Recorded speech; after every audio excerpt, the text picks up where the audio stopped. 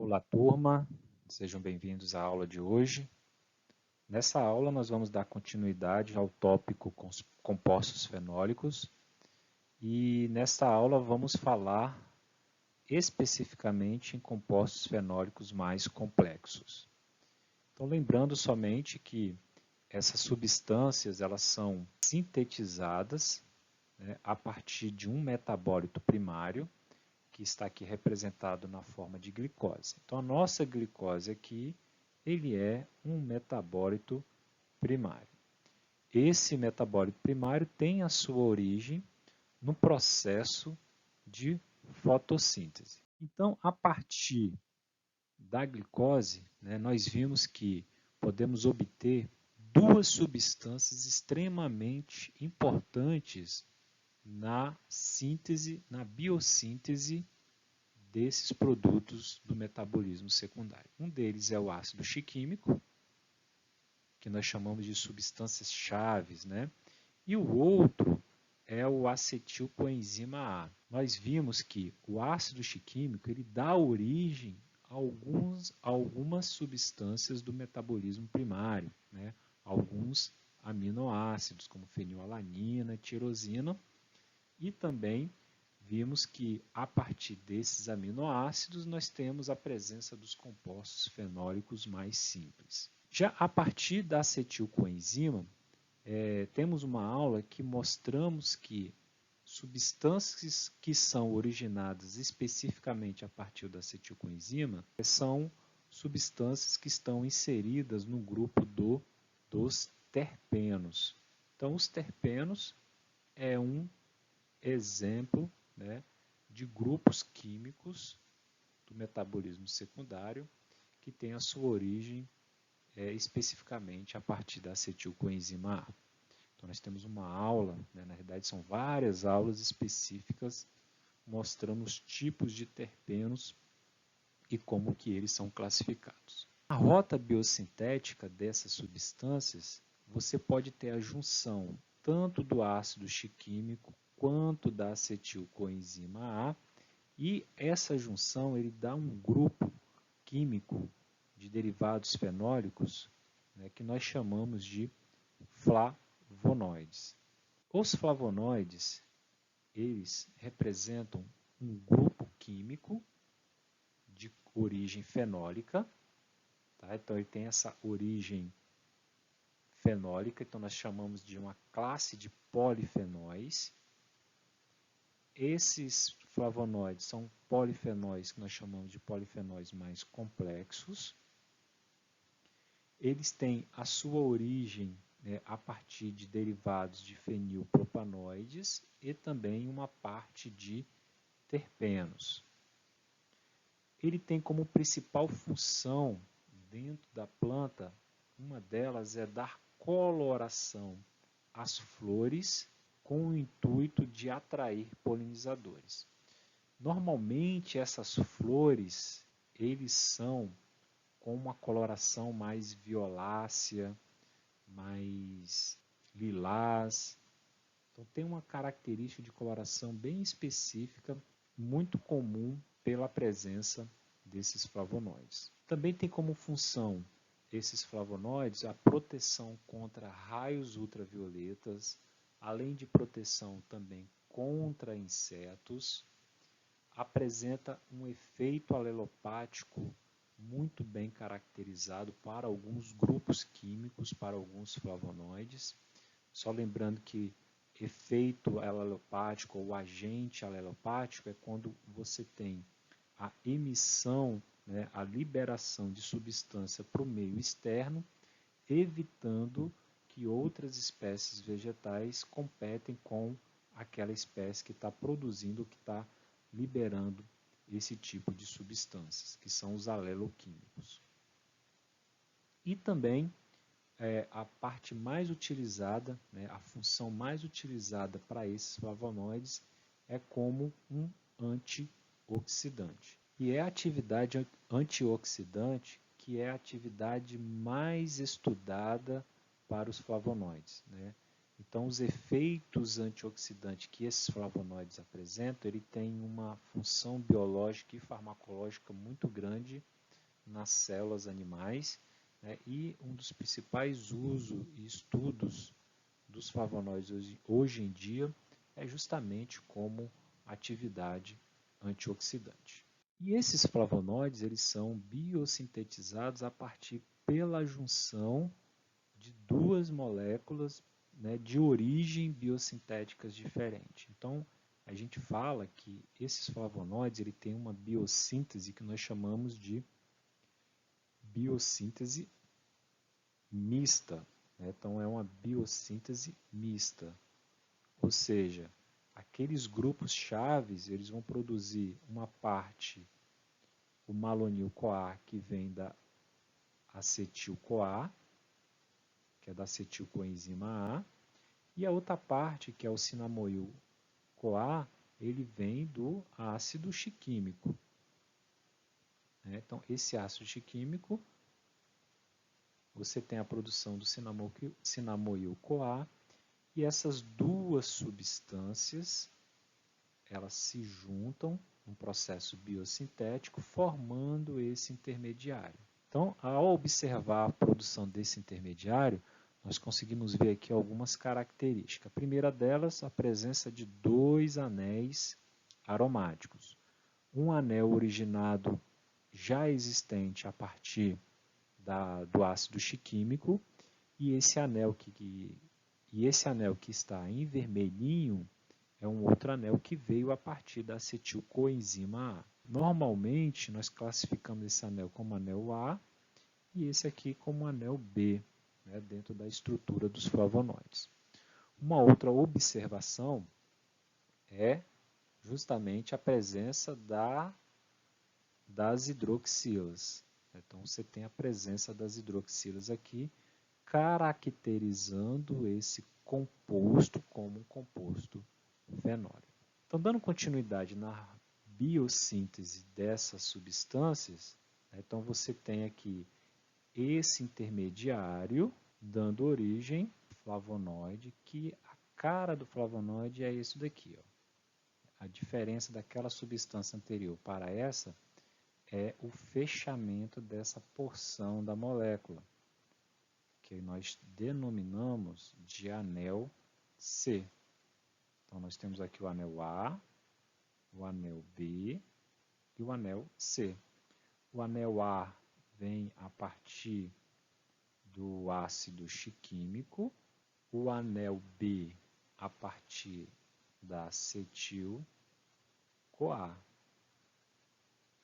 E o anel C é o fechamento, né, a junção das duas porções da molécula, formando esse anel C. Vocês observam que esse anel C ele é um anel não homogêneo, ele é heterogêneo, porque você tem a presença do oxigênio aqui, né? E esse oxigênio é o que caracteriza algumas classificações desses flavonoides. Observe também que pode ou não ter a presença dessa dupla, e também temos uma carbonila logo aqui embaixo. Então você tem a cara, né, dos flavonoides dessa forma aqui. Ó. Você tem dois anéis B e C que tem a junção e o anel A ligado ao anel C. Tá, ok? Observando bem também que esses flavonoides eles podem estar conjugados com açúcares na sua forma glicosídica. Então, lembra lá de glicosídeos que nós vimos em aulas anteriores? Os glicosídeos é quando tem uma substância com uma porção açúcar e a outra parte da molécula não é açúcar. Ou seja, uma porção glicona, que é o açúcar, e uma porção aglicona, que não é o açúcar. Ok?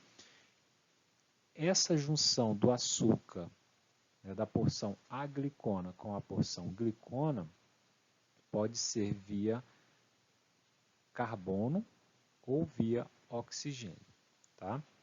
E esses flavonoides que estão na forma livre, nós chamamos aqui de aglicona ou de genina também, que é uma outra forma de denominar a parte sem açúcar numa molécula glicosídica. Ok? Então, só recapitulando que esses flavonoides eles podem ser tanto glicosídeos, né, ou não glicosídeos. E a cara desse flavonoide é essa cara aqui, mais ou menos essa cara aqui. Por que eu falo mais ou menos? Porque você pode ter mudanças de algumas funções orgânicas nessa estrutura. E essas mudanças de funções orgânicas são principalmente presença de hidroxilas em locais diferentes e a presença de açúcares ligados a essas hidroxilas. Tá? E uma outra característica desses flavonoides que nós vamos ver é que eles são classificados de acordo com esse anel C. A principal classificação desses flavonoides está relacionado a algumas mudanças estruturais desse anel C. Então, observamos aqui, então olha só, então, aquelas mudanças que acontecem no anel C, nós podemos classificar esses flavonoides de várias formas. Então, eu estou mostrando para vocês aqui 3 moléculas de flavonoides.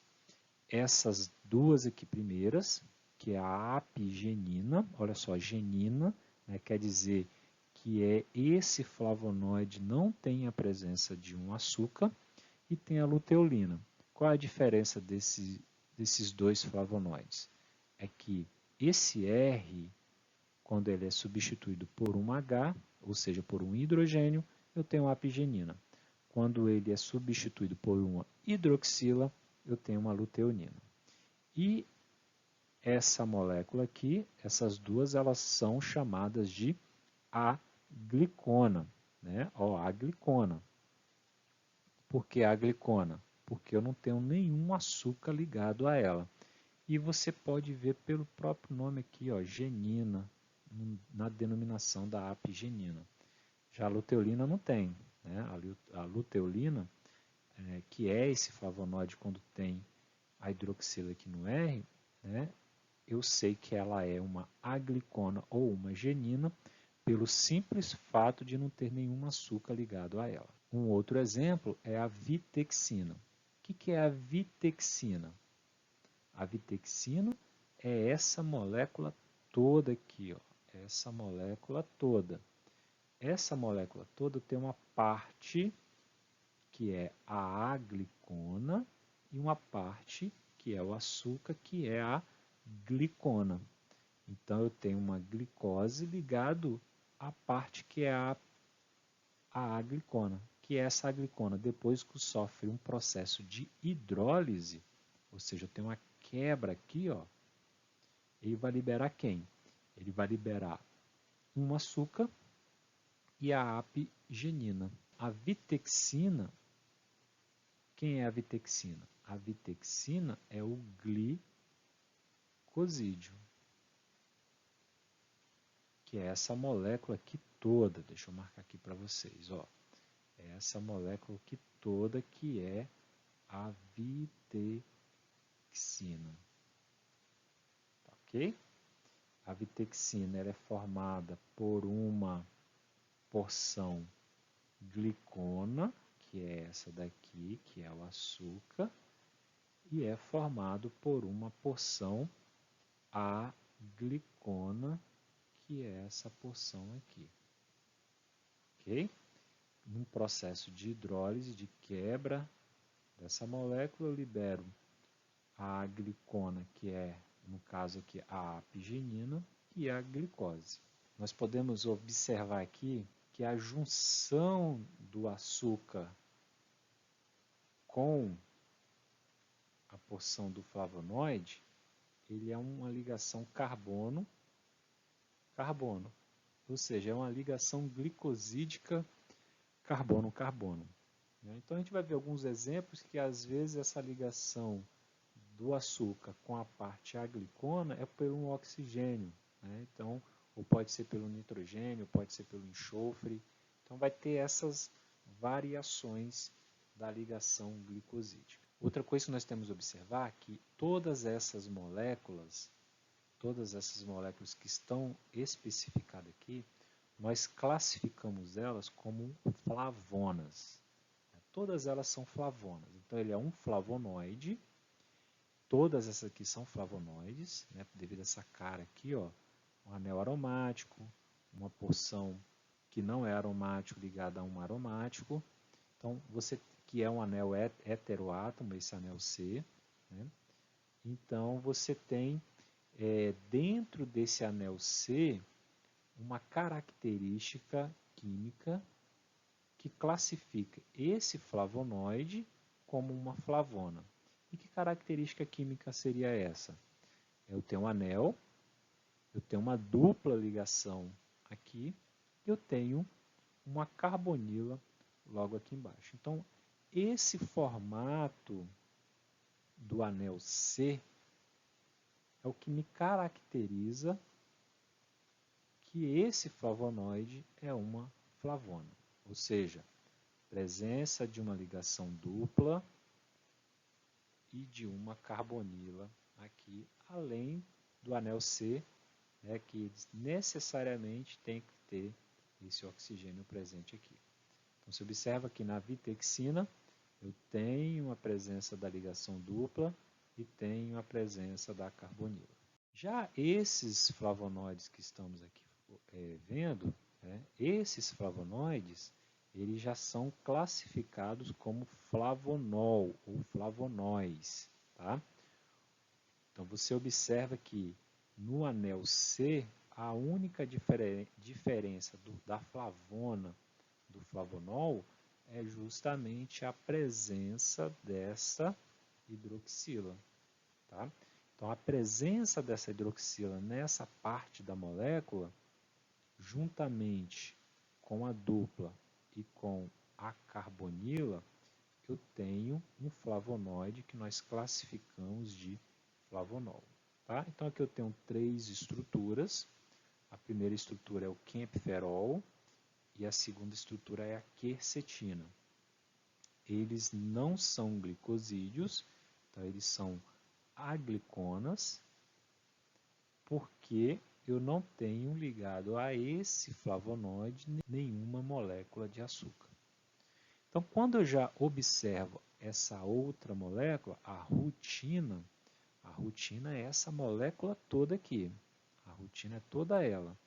Então, a rutina é formada por uma porção flavonoídica de flavonoide e ligado a esse flavonoide eu tenho o quê?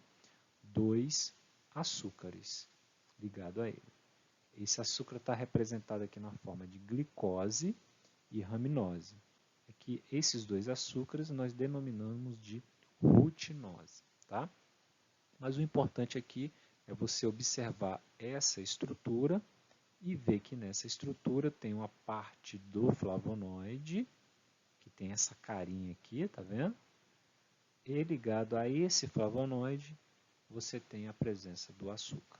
Esse açúcar, essa molécula toda, a rutina, ela é um glicosídeo.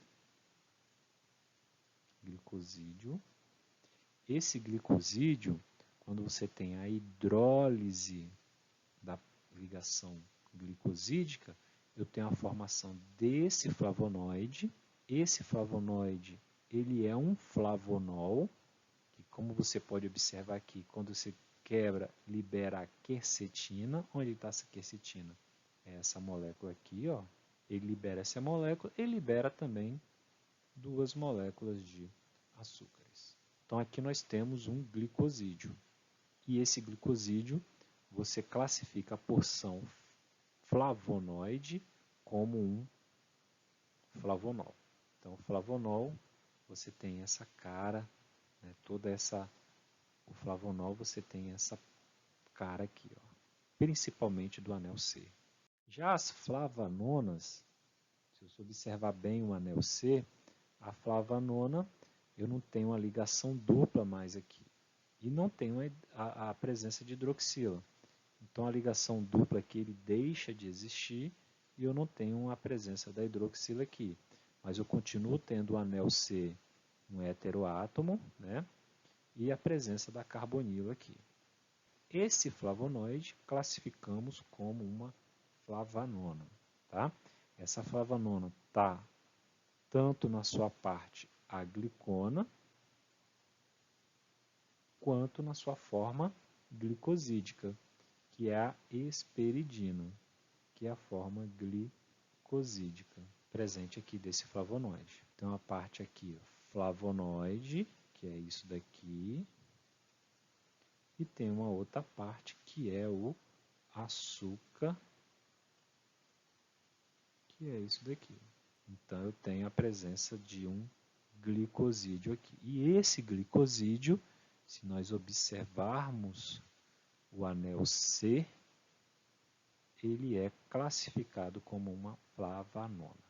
Flavonoides, nós temos aqui a hidroxiflavanona, que no anel C você tem a presença de uma hidroxila aqui no meio. E o flavandiol, que já tem uma modificação nessa porção aqui mais embaixo. Ó. Então, eu tenho uma redução da carbonila para um álcool. Então, eu tenho a presença de uma hidroxila ligado a essa molécula C. Lembrando, gente, que essa hidroxila na molécula C, ela não é um fenol, ela é um álcool. Tá ok? Ela é um álcool. Beleza? Fenol quando está ligado a um anel aromático, só para lembrar vocês. Então, aqui eu tenho alguns exemplos de hidroxiflavanona e o do flavandiol. Então, diol, quer dizer que eu tenho duas hidroxilas ligadas aqui no anel C. Beleza? Outra coisa. Essas duas moléculas aqui, elas estão representadas na sua forma aglicona. Esses 4 flavonoides estão na sua forma aglicona. Nós temos aqui as antocianinas. São essas antocianinas que eu falei lá no início que dão as colorações, né, para algumas plantas. Então, se você já viu o hibisco, né, o chá de hibisco, com aquela tonalidade avermelhada, é justamente devido à presença daquelas antocianinas. Né? As antocianinas ele tem uma característica estrutural, porque você observa aqui ó, a ausência daquela carbonila, você já tem uma ligação dupla e principalmente você tem a carga aqui nessa estrutura. Tá? Então aqui são alguns exemplos de antocianinas. E essas moléculas antocianínicas ela tem uma coloração bem características, bem intensas. Né? E essas colorações mudam de acordo com o pH. Se você fizer um chá de hibisco e colocar bicarbonato nesse chá de hibisco, você vai observar a mudança de coloração. Se você colocar vinagre, você vai observar a mudança de coloração também. Tá? Então, são moléculas que variam de cor dependendo do pH em que essas moléculas se encontram. E existe também, dentro dos flavonoides, uma variação da estrutura desses flavonoides que nós chamamos de isoflavonoides. A diferença do isoflavonoides para os flavonoides é a parte da molécula do anel A. Nos flavonoides, eu tenho essa parte da molécula que nós chamamos do anel A ligado nesse carbono, né? E já os isoflavonoides, como você pode observar, ele tem essa mudança desse anel para o carbono de baixo. Então isso caracteriza todas as isoflavonas, a mudança do anel aromático A de uma posição, né, que é essa posição aqui, para outra posição desse anel aromático, do carbono 2 por carbono 3. Um vegetal que nós encontramos em grande quantidade esses isoflavonoides é justamente na soja. Na soja, nós temos 2 flavonoides, que nós chamamos da ginesteína e a daidzeína.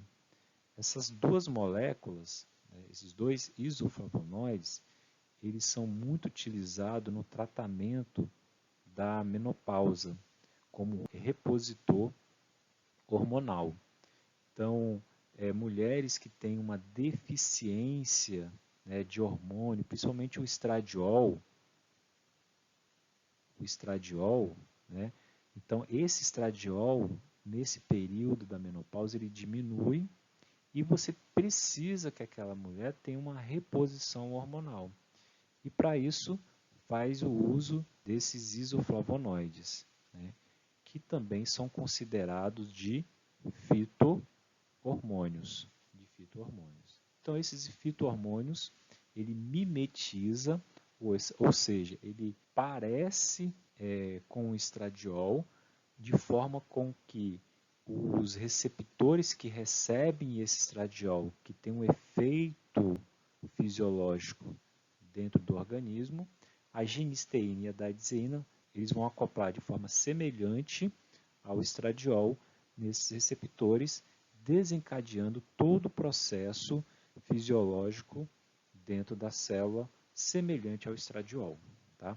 Por isso que ele é muito usado para a reposição hormonal, principalmente no período da menopausa. Então é isso, pessoal. Nessa aula nós falamos sobre os flavonoides, né? Mostramos como é que é a cara desse flavonoide, como que ele é formado na sua biossíntese, como que eles são classificados de acordo com o anel C e alguns exemplos de estruturas desses flavonoides. Então, nos vemos na próxima aula.